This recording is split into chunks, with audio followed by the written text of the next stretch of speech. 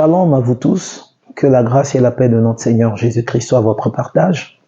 Pour ce nouveau numéro, nous voulons encore éclaircir une question qui est soulevée par les hommes de ce siècle. Cette question se rapporte à l'universalité de Dieu. Est-ce que Dieu est universel? Est-ce que la notion de Dieu est une notion universelle? À travers cette question, on veut répondre au fait de savoir si chaque peuple de la terre doit avoir sa propre conception de Dieu, sa propre idée de Dieu et, en définitive, son propre culte. Et généralement, les gens qui rejettent l'évangile, qui refusent le message de la Bible, se servent aussi de cet argument en disant que la notion de Dieu étant une notion universelle, donc chaque personne doit avoir son Dieu, chaque personne doit avoir un Dieu qu'il sert, qu'il adore en fonction de sa culture, en fonction de sa tradition, en fonction de son environnement culturel. Mais un tel Dieu qui serait universel, représenté de diverses manières, au gré du bon vouloir des peuples, au gré du bon vouloir des différentes traditions des peuples de la terre. Un tel Dieu serait vraiment un Dieu pluriel et donc un Dieu vidé de son sens. Et si on admet cette manière de voir les choses, ça veut dire qu'il doit avoir plusieurs mondes, avec plusieurs créateurs, avec plusieurs êtres humains. Donc l'origine remonte à l'existence de ces divers dieux. Donc un dieu en Afrique qui crée les Africains, un dieu en Asie qui crée les Asiatiques, un dieu en Occident qui crée les Occidentaux, et finalement on se retrouve dans ce que la Bible a toujours condamné, qui est appelé le polythéisme, autrement dit l'idolâtrie, pour employer un terme plus spirituel. Non mes frères, la notion de Dieu n'est pas universelle. La notion de Dieu est singulière parce qu'il n'y a qu'un seul Dieu, créateur du ciel et de la terre, créateur de l'homme. Tous les autres dieux qui ont été inventés sous l'inspiration diabolique ou encore par la philosophie des hommes, ces dieux-là sont des faux dieux. Voyez-vous, ce sont des faux dieux parce qu'il n'y a qu'un seul Dieu. Et ce Dieu-là, et c'est ce qui fait mal à certains peuples, parce qu'ils se disent que comment va-t-on accepter un Dieu qui est présenté par un seul peuple alors qu'il y a des milliers de peuples sur la terre? Quelle est cette injustice qu'un Dieu qui a créé tous les hommes ne puisse seulement s'intéresser à un seul peuple et donc il devient le Dieu de ce peuple, et ça veut dire que les autres peuples qui reçoivent ce Dieu-là deviennent des colonisés spirituels. Nous devons comprendre que Dieu est tellement grand, tellement infini que personne ne peut le comprendre. Et parmi les attributs de Dieu, il y a la souveraineté.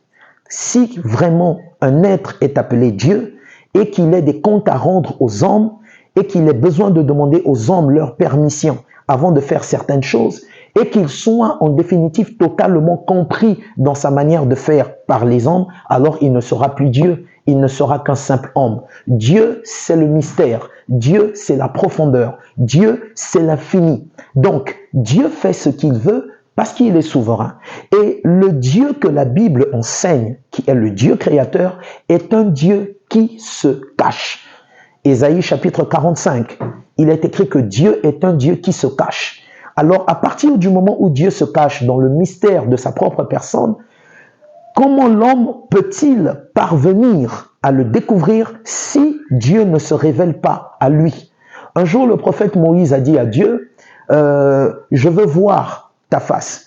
Il a dit à Moïse, personne ne peut voir ma face et rester en vie. Ça veut dire que Dieu, il se cache, il entretient le mystère. Maintenant, pour que l'homme puisse le découvrir, pour que l'homme puisse le connaître, il doit se révéler à lui. Et Dieu décide, il choisit par lui-même à qui il doit se révéler. Voilà pourquoi, selon sa propre souveraineté, selon son propre choix, il s'est révélé à Abraham, et à partir d'Abraham, il a formé une nation appelée Israël. Et il y a eu un temps où tous les peuples de la terre étaient privés de la révélation de Dieu, bien que dans les différents peuples, chacun avait la conscience de l'existence d'un Dieu. Parce que dans le livre des Actes des Apôtres, chapitre 17, il est dit que les hommes ont essayé de chercher Dieu en tâtonnant parce qu'ils étaient de la race de Dieu. Donc l'idée de Dieu et la conscience de Dieu est en l'être humain. Même si certaines personnes ont été tellement perverties par le diable que pour eux, Dieu n'existe pas, Dieu est un mythe. Mais un homme qui a ne serait-ce qu'un minimum de bon sens, en lui, il y a cette conscience-là de l'existence de Dieu. Et au moyen du tâtonnement, pendant la période où la révélation de Dieu était cachée au reste de la terre et où il ne se trouvait qu'en Israël, toujours selon Ésaïe chapitre 45, où il est écrit que Dieu ne se trouve que chez toi, Israël, et il n'y a point d'autre Dieu que le Dieu d'Israël. C'est lui le seul Dieu, le Dieu de toute la terre. Mais il se révèle d'abord avec Israël. Et pendant le temps où il ne se révélait qu'à Israël, les autres nations ont essayé de chercher Dieu en tâtonnant. Voilà pourquoi dans plusieurs cultures au monde, vous avez des gens qui avaient quand même la conscience de l'existence de Dieu. Et chez nous, les Africains, nos ancêtres avaient une conscience de Dieu, même si cette conscience était corrompue par le fait de mélanger la notion d'un Dieu suprême avec l'invocation des ancêtres, la prière des morts et toutes ces choses démoniaques. Et donc, quand les temps ont été accomplis, le Dieu qui était invisible s'est révélé maintenant dans la personne du Seigneur Jésus, parce que Jésus est la révélation du Dieu véritable. Et il a arrêté de traiter seulement avec un seul peuple et il s'est adressé à tous les peuples de la terre. Voilà pourquoi Jésus, en son temps, pouvait dire « Je suis le chemin, la vérité et la vie ». Vous voyez, c'est donc Dieu qui s'était caché et qui a décidé de se dévoiler en la personne de Jésus-Christ afin que tous les peuples de la terre puissent avoir maintenant la connaissance du véritable Dieu pour que les peuples de la terre sortent de leur ignorance, sortent des pratiques démoniaques, sortent des pratiques fétichistes et occultes et reçoivent le Dieu véritable qui a visité la terre par la personne de son Fils Jésus-Christ. Et c'est la raison pour laquelle Jésus, avant de retourner au ciel, il a dit « Allez partout », il a dit à ses disciples « Allez partout, faites de toutes les nations des disciples,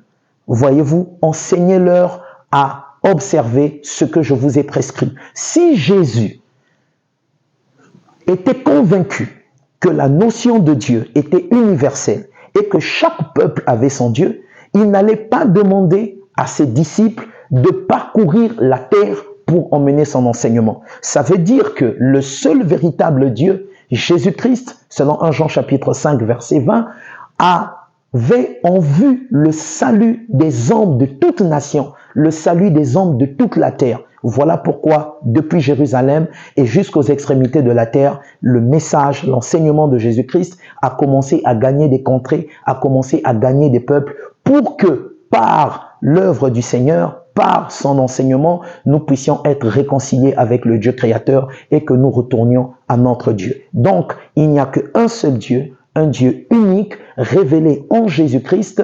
C'est lui qu'on doit adorer, c'est lui qu'on doit craindre. Tout le reste, ce sont des faux dieux, ce sont des idoles et ce sont des démons. Jésus-Christ est le chemin, il est le salut et en dehors de Jésus, il n'y a pas de salut. Il n'y a pas un salut de blancs, un salut des asiatiques, un salut, je ne sais pas moi, des noirs. Non, il n'y a qu'un seul salut parce que il n'y a qu'un seul Dieu qui sauve les hommes.